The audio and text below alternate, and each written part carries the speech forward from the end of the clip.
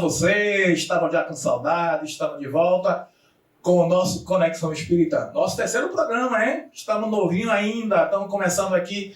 Todos os meses estaremos por aqui falando sobre o Livro dos Espíritos com nosso amigo Frederico Menezes. Você é o nosso convidado, né? Todo final do mês estamos com um novo vídeo aqui produzido pela Sociedade Espírita Casa do Caminho, localizada na cidade de Arapu, no Cabo de Santo Agostinho. Falando sobre essa obra magnífica que foi codificada pelo professor francês Allan Kardec, aluno de Pestalozzi, né? Esse revolucionário aí pedagógico da área da educação, que trouxe uma proposta reformuladora e moderna para a educação muito interessante, inclusive digna de pesquisa, né? E o Allan Kardec ele era cético, né, como nós sabemos, uma pessoa que não acreditava muito na comunicação dos espíritos, sobretudo na vida após a morte. E foi a partir das suas pesquisas, das suas dúvidas, das provocações que lhe fizeram, que ele se debruçou sobre esse assunto e codificou várias obras, dentre elas o Livro dos Espíritos, que ele nos serve como roteiro para o nosso programa Conexão Espírita. E aí, como a gente já falou, uma vez por mês estaremos aqui fazendo perguntas das perguntas do Livro dos Espíritos ao nosso amigo médium espírita palestrante Frederico Menezes. Antes de Fred fazer as considerações iniciais, que a gente vai passar para ele, a gente já vai deixar aqui também que na sequência entra a nossa amiga Sabina Nascimento para fazer a sua apresentação musical. Senhor, estou aqui pra te adorar nesta canção, Senhor, és minha luz, Cristo Jesus, do meu coração. Jesus, toca o meu coração. Venho, Jesus, segurar minha mão. És o caminho, a verdade e a vida. Ninguém vai ao Pai a não ser por Jesus. Venho, Jesus, toca o meu coração. Venho, Jesus, segurar minha mão. És o caminho, a verdade e a vida. Ninguém vai ao Pai a não ser por Jesus. Venho, Jesus, toca o meu coração. Venho, Jesus, segurar minha mão.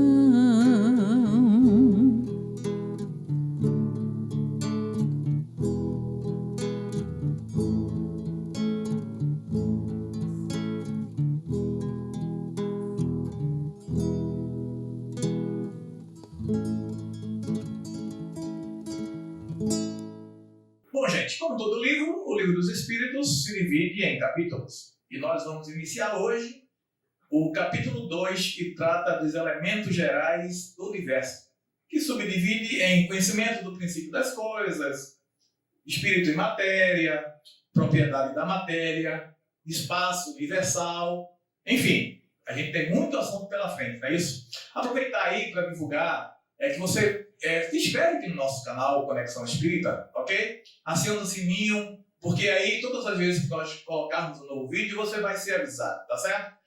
Divulga e se inscreve no nosso canal Conexão Espírita.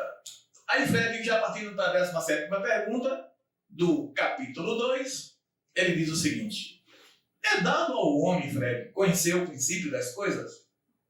Não, Deus não permite o conhecimento do princípio das coisas neste mundo. Ou seja, por ser a Terra ainda um planeta cuja humanidade é incipiente, é ainda relativamente primária no seu processo de evolução, não é permitido. No programa anterior, quem assistiu deve estar lembrado, está aí registrado, gravado, nós falamos que se você está num quarto escuro, que você acende uma luz muito forte, você cega a pessoa, você não clareia, não é verdade? Então, da mesma forma, veja que a resposta que os espíritos deram a Kardec, que Deus não permite que o ser humano conheça o princípio das coisas neste mundo. Ele termina a resposta enfatizando isso, neste mundo. Por quê? Porque falta aos habitantes deste mundo, que é a Terra, faculdades, maturidade, desenvolvimento de qualidades espirituais, para ir compreendendo a realidade do princípio das coisas. Então, nem tudo foi revelado. Não, nem tudo. Estamos muito distante, mas muito distante mesmo, do conhecimento mais amplo das coisas. Só o nosso orgulho faz com que os seres humanos acreditem que saibam muito. É verdade. E o Sócrates, ele já foi perfeito. Só sei que nada sei.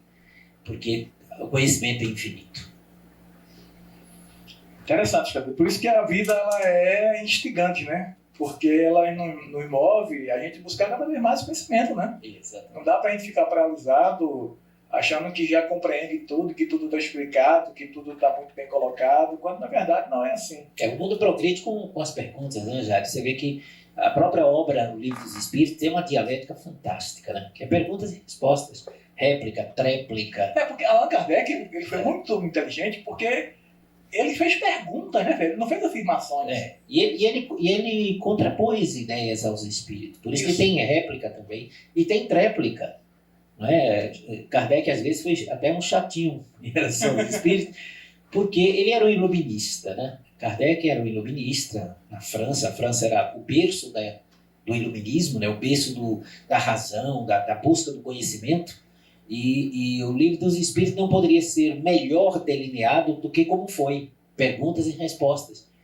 Que era muito propício na época do positivismo, de Auguste Comte, no período da fé raciocinada, da busca de compreender as coisas, de indagar sobre as coisas. Então, por isso que o Livro dos Espíritos ele é tão fascinante, porque ele é feito de questionamentos. Fred, você acha que o Livro dos Espíritos, então, ele conseguiu exaurir todas as perguntas? Não. Absolutamente não. Seria presunção. Total presunção. Aliás, foi Kardec com muita beleza intelectual que disse: a primeira palavra fora dada, mas não a última, em termos de espiritismo. Então, não exaure. O Livro dos Espíritos não exaure absolutamente nada. Tanto é que eles dizem, algumas das respostas, os espíritos dizem para Kardec e para todos nós, que ainda muitas outras coisas viriam. Se a primeira palavra fora dada, então imagine a quantidade de coisas que não viria com a evolução da humanidade. Agora, é a espinha dorsal, é a base, o alicerce de uma construção de um edifício monumental. E ninguém ergue o edifício se não for pela base. Né? E a base está no Livro dos Espíritos, porém com desdobramentos maravilhosos. E você vê esse desdobramento, por exemplo, na obra de André Luiz, psicografado por Chico Xavier, que desdobrou a codificação espírita. Todo o trabalho de Chico foi um desdobramento da codificação espírita. Você encontra nos livros Mecanismos da Mediunidade, nos Domínios da Mediunidade, um desdobramento do Livro dos Médiuns. E o Livro dos Médiuns surgiu de dentro do Livro dos Espíritos. Uma das coisas que chama muita atenção no Livro dos Espíritos é que, apesar de ser uma obra que foi escrita há mais de um centenário, como é que ela consegue ser tão atual? Exatamente porque ela é de origem superior. Exatamente por isso. A resposta que os espíritos deram, né, e a gente falou isso até no outro programa, né, de que tem uma resposta dos espíritos sobre a matéria existe em condições que não imaginais, que os vossos sentidos não captam. A física quântica veio dizer isso no século XX, veio tratar disso no século XX. Outra coisa, hoje se fala muito na física moderna, na astrofísica, que 95% da matéria do universo nós não a compreendemos. Eles chamam de matéria escura. O que a gente vê é só 5% da matéria que existe no universo, que são as galáxias, as estrelas, os planetas. Isso equivale a cerca de 5% da matéria. O restante eles chamam de matéria escura, que eles não conseguem, a ciência não consegue definir. Lá no Livro dos Espíritos, século XIX, os espíritos dizem Kardec que não existe vazio no espaço. O espaço está preenchido por matéria e vida que vossos instrumentos e os vossos sentidos não podem captar. Pegando aí essa deixa sua de questão de percentual, né? Você fala em 5%, matéria escura, enfim. Aí me lembrou que um cantor famoso, ele falou que a gente só usa 10% da cabeça animal, né? E há cientistas que, inclusive eu recentemente lendo, de que não seria bem assim, de que a gente ocupa muito mais que isso. Dá pra gente falar um pouco sobre isso? Será que de fato a gente hoje só ocupa 10% da nossa capacidade intelectual? É muito difícil, você vê que tanto é que é algo controverso. Há quem diga que a gente usa menos de 5%, há outros que dizem que a gente já usa mais do que isso. Muito embora tem gente que não usa nem 1%, né? Tem muitos de nós que temos dificuldades, né, de usar um pouquinho de 1%. Mas o que ocorre também é o seguinte, sem dúvida alguma que o potencial intelectual, mental nosso é muito mais vasto, né? 5 ou 10% ainda é muito pouco. Se usando, vamos admitir, 10% que o ser humano hoje está utilizando de sua capacidade mental. Se com 10% nós conseguimos levar uma sonda espacial para Vênus, pousar um satélite num cometa, já conseguimos fotografar mais de 300 bilhões de galáxias no universo conhecido, imagine quando a gente estiver utilizando 20% da nossa capacidade.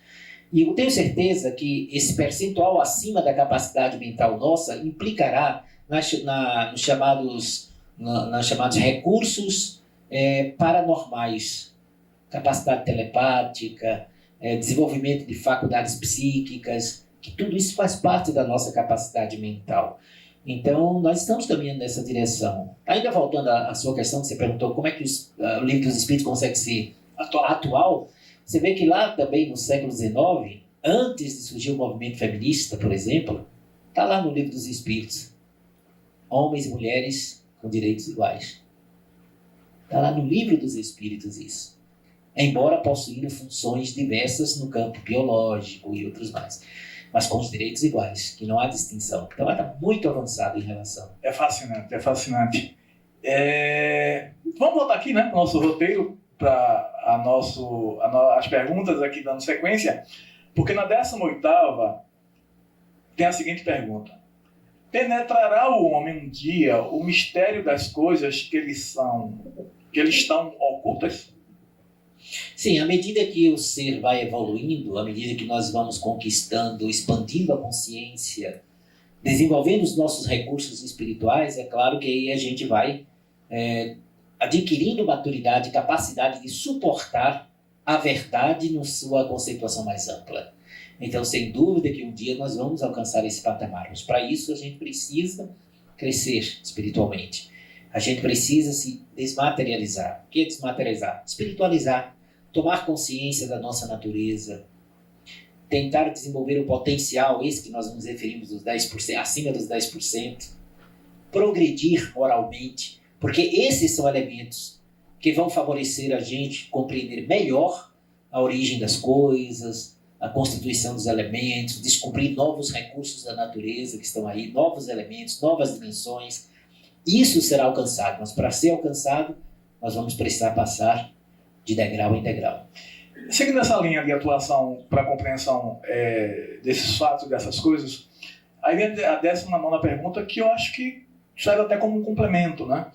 Porque ela diz, não pode o homem, pelas investigações científicas, penetrar alguns dos segredos da natureza? Deus deu a inteligência ao espírito exatamente para que ele possa descobrir a natureza, que ele possa entender a si próprio, entender as forças que estão na natureza. Então a ciência é uma conquista, é algo divino, né? Que é a capacidade de perquirir, de indagar, né? O que é a ciência? É a busca do conhecimento. Então o ser humano ele tem, na sua intimidade, ele tem o limite de se acomodar com o que já conheceu. Então ele precisa ir adiante, ele precisa conhecer mais, ele precisa sonhar mais. Eu tive a oportunidade, em algumas palestras que eu fiz, de abordar um raciocínio que eu considero muito legal, muito interessante, é que a gente pegando a história da humanidade, você vê exatamente, o ser humano ele criou recursos para ele, através dos oceanos, chegar até outras terras. E ele não ficou satisfeito com isso. Aí ele olhou, viu os pássaros e disse, eu quero voar. Aí veio os irmãos Wright, Alberto Santos Dumont, Bartolomeu de Gusmão, e fizeram mais pesado do que o ar voar. Surgiu a aviação. Mas o homem não ficou parado nisso, não se conteve. Olhou para o espaço e disse, eu quero sair da Terra. E aí, na década de 50, os russos mandaram uma cadela, né, para o espaço. Laica. Né, e no Sputnik. E depois o ser humano, em 1969, pisa o solo da Lua. E hoje a gente já investiga os anéis de Saturno e tudo mais. Então, há algo dentro do ser humano instigante, algo que o impulsiona para frente. E a ciência é um recurso, sim, para fazer o ser humano dominar as forças da natureza e compreender aquilo que transcende, que vai lhe levar ao espírito imortal e, em consequência, também vai lhe levar a estudar um pouco mais sobre o seu Criador. Ainda dentro dessa questão da pesquisa científica, Fred, a gente percebe que a corrida pelo conhecimento, sobretudo da possibilidade de existência de vida em outros planetas, ela sempre existiu e nunca foi tão forte, né? Ao ponto agora de até a China mandar agora uma missão para Marte. Mas não estaria o homem muito mais concentrado, muito mais preocupado em conhecer o que lhe é externo do que o que lhe é interno? Ou é compatível, ou as duas coisas devem andar juntos? Podem andar juntos. Eu não sou partidário daquele, tem que dizer assim, por que é que o homem gasta bilhões para ir para o espaço se ele não conhece a si próprio? Embora seja um raciocínio sábio, é um raciocínio muito interessante, mas a gente verifica que a evolução sempre se deu nesse sentido, fluxo e refluxo. Olhar para fora e olhar para dentro. O problema é que a gente tem olhado mais para fora. E aí está correto esse raciocínio. Nós precisamos valorizar mais o olhar para dentro. Isso não quer dizer que a gente não olhe para fora.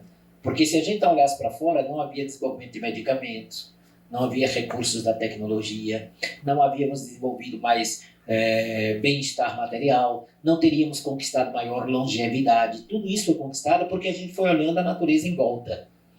Mas por que a gente não conseguiu ser feliz e ter paz? Porque a gente só fez um movimento único. Olhar para fora. Se a gente tivesse feito com mais equilíbrio olhar para dentro, possivelmente já seríamos uma civilização mais avançada espiritualmente e mais feliz. Então o que a gente precisa é equilibrar. Olhar com mais profundidade, conhecer melhor quem somos, isso é fundamental. E ao mesmo tempo, se nós aprendemos a olhar para dentro, quando a gente sair para olhar para fora, a gente vai fazer com mais ética, mais respeito e com maior abertura. É aí que a gente vai começar a compreender melhor os elementos, a origem de tudo, porque estaremos ética e moralmente mais preparados para isso. Ou seja, então, parafraseando aquele dito popular, olho no padre, olho na missa, mais ou menos isso. Exatamente. Olhar nas duas direções, né? Para dentro e para fora. Nós somos seres mergulhados na natureza. Nossa natureza não é só interna, é externa. Então a gente mergulha em nós, isso é estrutural, é fundamental, é essencial. Conhece-te a ti mesmo, sem perder o olhar de tentar compreender as forças da natureza. Ou seja, mergulhar no externo é mergulhar também na nossa essência. Tem gente que só quer olhar para dentro e aí se desconecta da realidade em volta. São aquelas pessoas que às vezes fogem do contato com a natureza, com as pessoas, para só tentar conhecer o seu mundo interno. E aí a gente vê que Jesus veio trazer para a gente a noção de que a gente deve olhar para dentro para descobrir o reino de Deus em nós.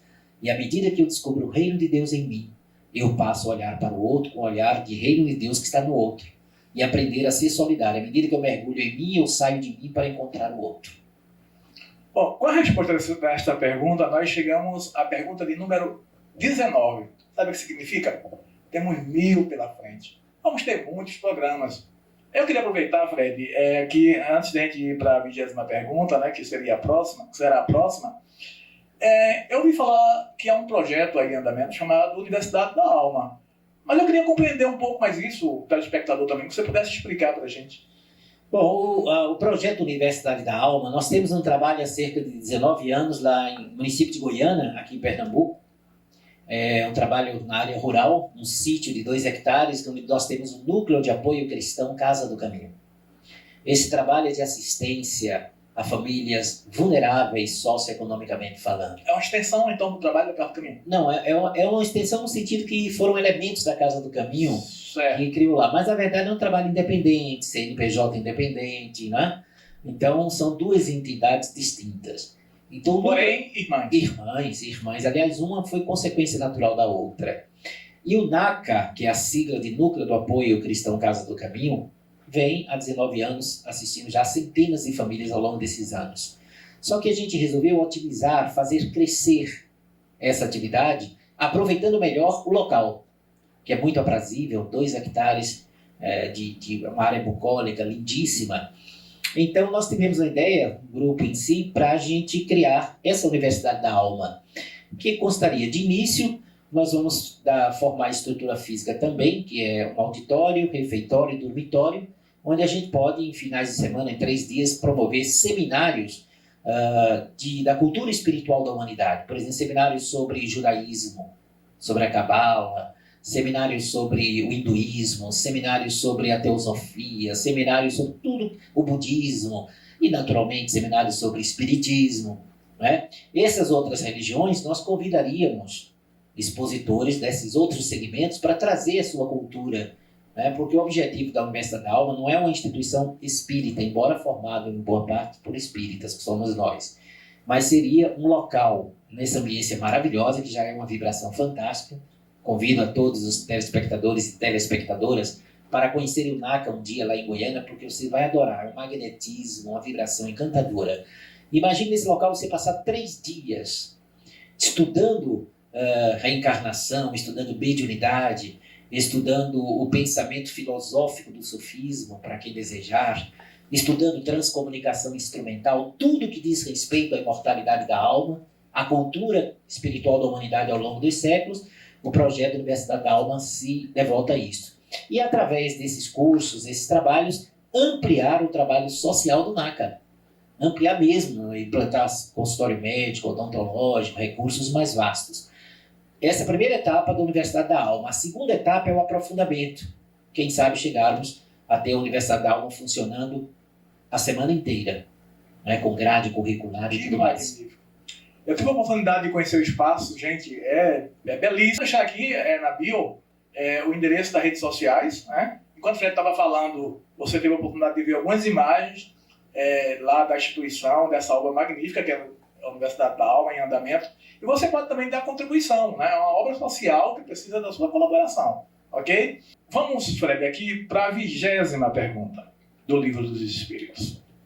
Dado é ao homem receber, sem por meio das investigações da ciência, comunicações de ordem mais elevada acerca do que lhe escapa ao testemunho dos sentidos? Sim, perfeitamente. Isso é o que se chama revelação.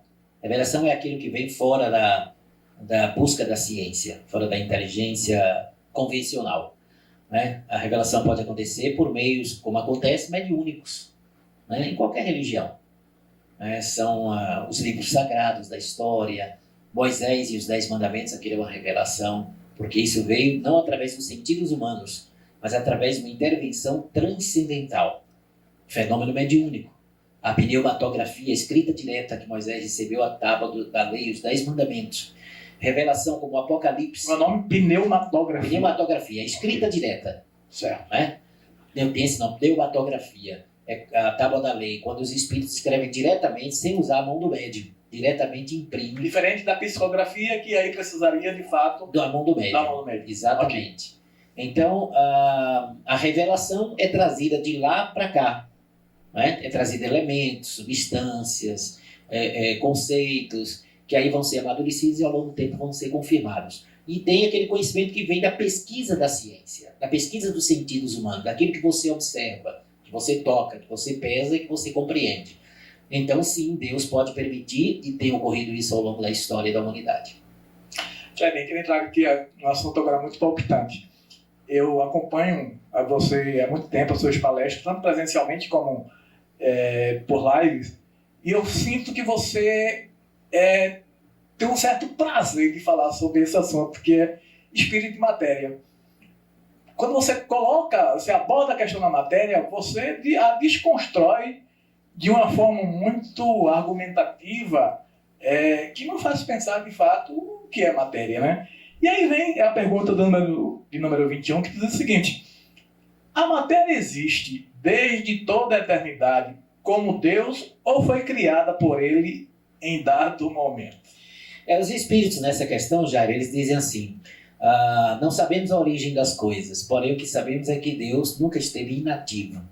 É claro que há uma distinção. Deus e os elementos da natureza. Isso a gente viu no programa anterior, né? Que nós somos distintos de Deus.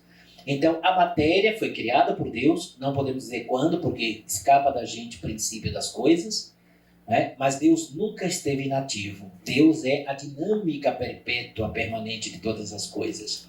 Isso é fato. Então, a matéria, ela ganha também, a gente já falou isso aqui numa das questões, a matéria ela existe em condições praticamente infinitas de realidades para nós. A gente só associa a ideia de matéria a essa que a gente toca, essa que a gente está vendo aqui. Mas matéria, ela na verdade, ela pode ser da mais quintessenciada, ou seja, a mais essência, a mais sutil, tão sutil que para nós é como se não existisse. Para nós que estamos na matéria densa.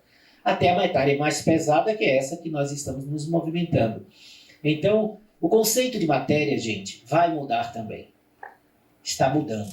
Aliás, a física atual vem trabalhando isso aí. Vamos ter que mudar o nosso conceito. Os nossos sentidos ainda são retardatários, mas à medida que o ser humano e as novas gerações estão chegando assim, vem com mais sexto sentido, vem com mais paranormalidade, vem com mais faculdades mediúnicas, as gerações novas, derramarei meu espírito sobre toda a carne, que passarão a ver o mundo com outro olhar. Porque o médium, muito sensível, ele não consegue ver o mundo como as pessoas que não têm a mediunidade aberta veem. Ele vê e sente de maneira diferente. Agora você imagina uma legião de milhões e milhões de habitantes no planeta com grande sensibilidade mediúnica. O olhar deles, ele vai enxergar vibrações, energia, talvez cores que a gente não percebe.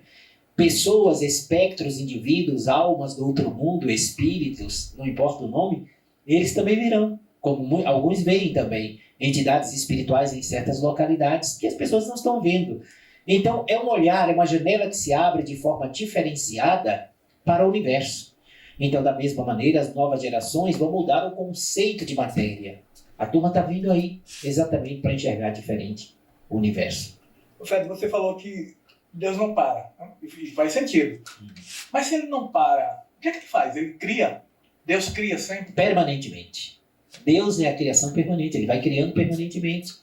Permanentemente o trabalho, a dinâmica. Agora vamos sempre ressalvar, respondemos isso no programa anterior.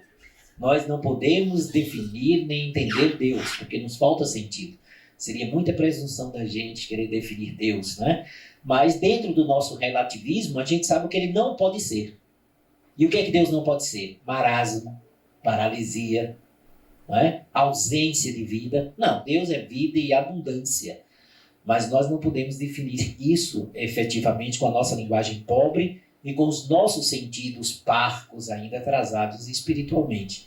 Agora, o que sabemos é que ele cria permanentemente. E Jesus disse isso.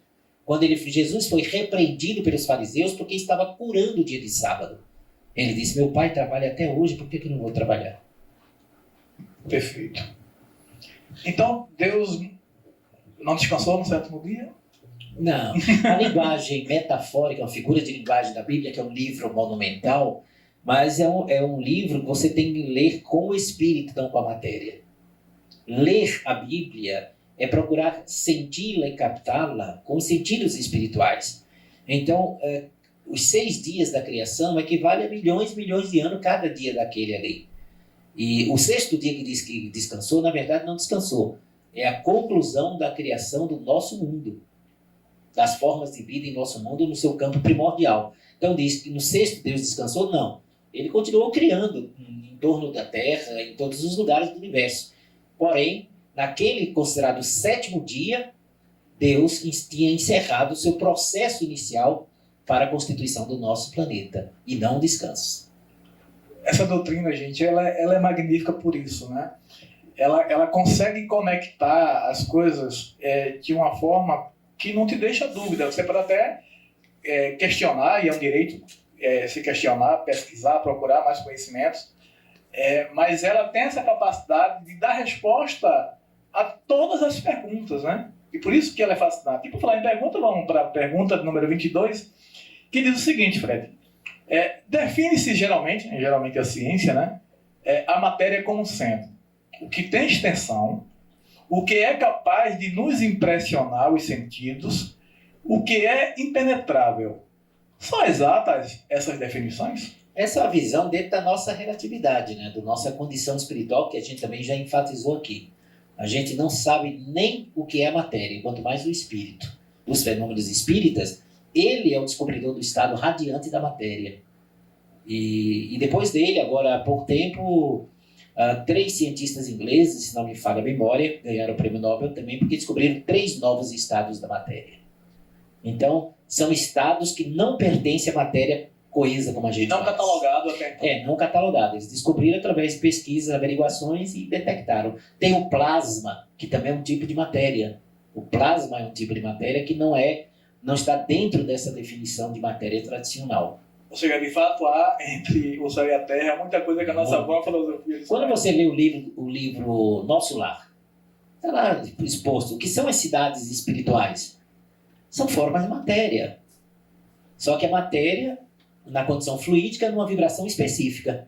Muita gente diz assim, se o espírito passa pela parede, aqui ele passa, né? Um espírito desencarnado, ele passa por essa parede.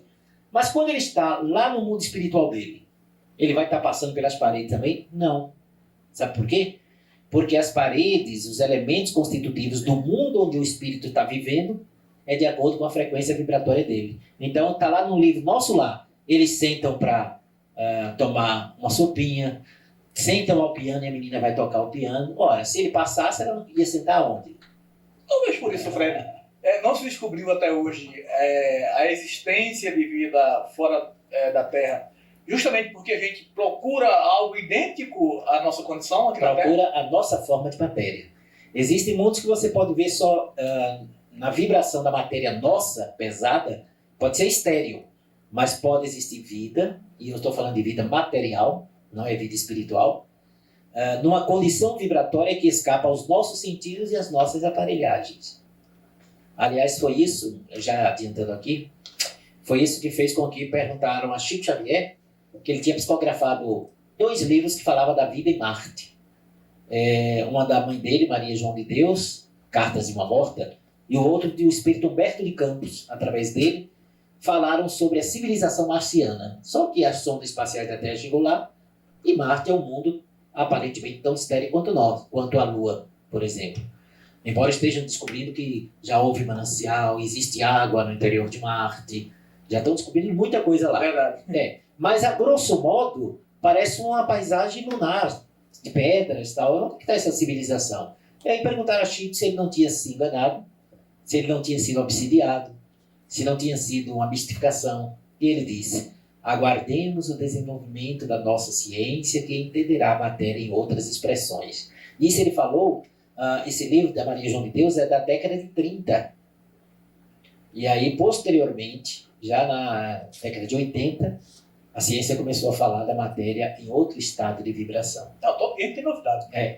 Então, o Chico antecipou-se e falou que iríamos entender que eles estavam falando de uma civilização, sim, material, mas no outro estado de vibração mais avançado, que não é este que a gente conhece aqui. Perfeito. Gente, como nós falamos no início do programa, o Conexão Espírita ele é uma produção da Sociedade Espírita Casa do Caminho. Essas imagens aí que vocês estão vendo é da nossa instituição que funciona na cidade de Igarapu, no Cabo de Santo Agostinho. Todas as quartas temos reuniões públicas, assim como no domingos também. Fora outras atividades internas que a casa mantém. Então, conheça a nossa instituição, você pode conhecer presencialmente, você pode fazer contato pelas redes sociais com diversos membros da casa, como também pelas nossas redes sociais no Instagram, que é @soesca, com 2 A's no final, e você chega à nossa instituição, ok? Fred, nós acabamos de sair de um assunto palpitante, né, que é a matéria que você falou também, e vamos agora para o espírito, né? Porque todos nós somos referências, de certa forma, de que somos o espírito. Um espírito do bem, um espírito reticente, um espírito que precisa melhorar, um espírito que precisa estudar, enfim. A gente é sempre referência de espírito. Mas não é verdade. E aí vem a pergunta do número 23, ela é muito curta mesmo, ela pergunta: o que é o espírito? O espírito seria a inteligência, o elemento inteligente do universo, da criação. Existiria o espírito e a matéria. E acima deles, Deus.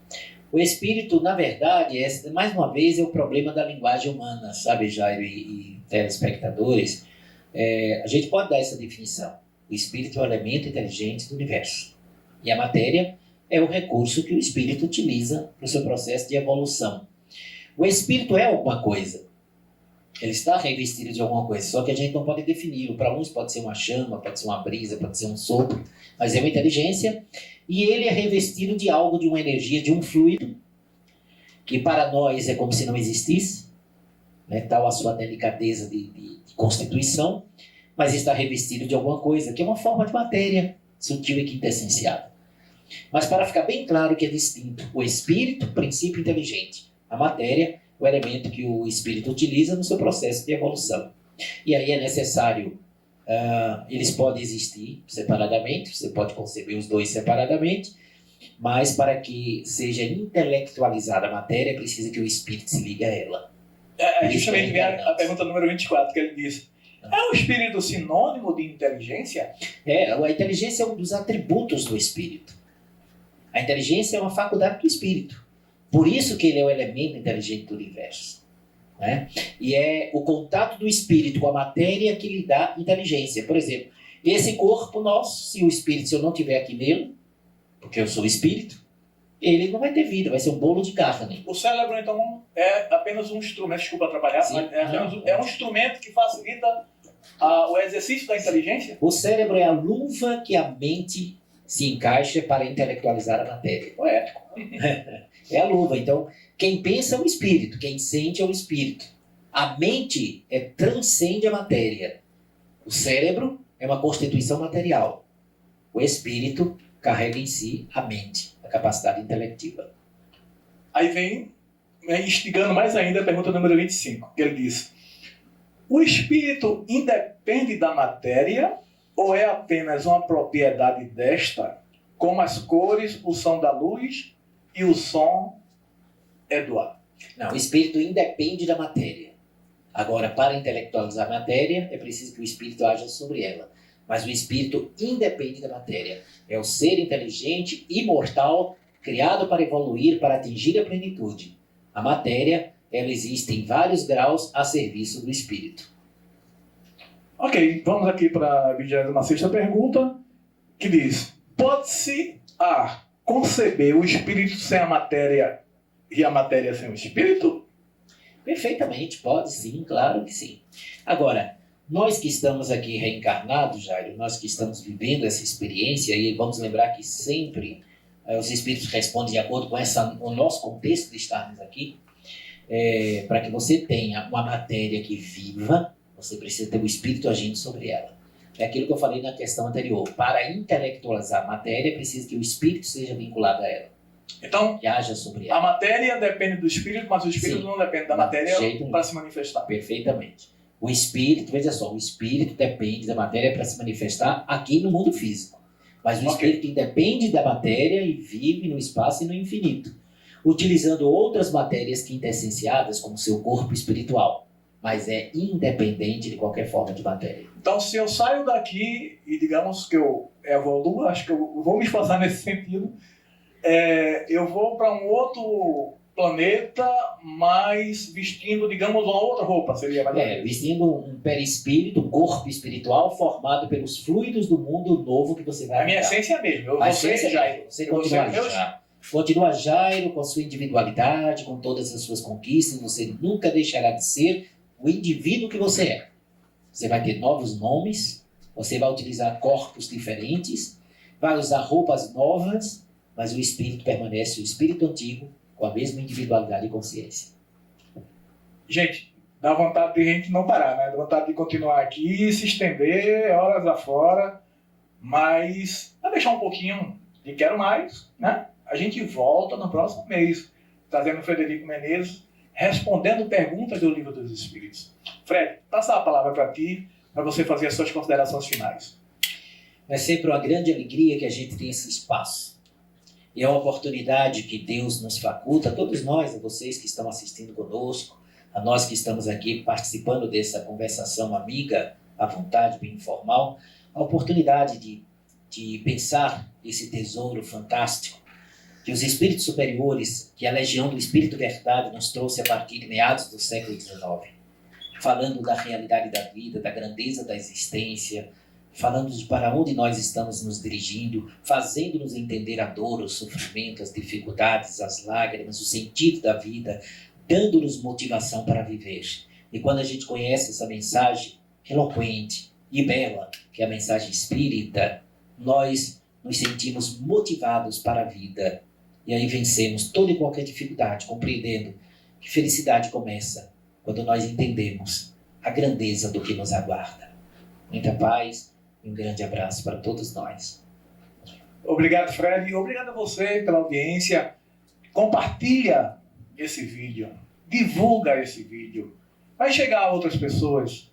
E conforme prometido, gente, vamos trazer aqui a nossa querida Sevi Nascimento para o encerramento com a linda música. Sevi, é contigo.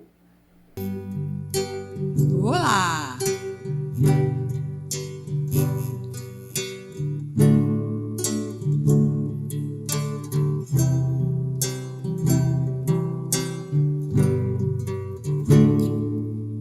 Quando todos os meus medos já não cabem mais em mim, quando o céu está de bronze e parece que é o fim, quando o vento está revolto e o mar não quer se acalmar, quando as horas do relógio se demoram a passar, muitas vezes não consigo os teus planos compreender, mas prefiro confiar sem entender.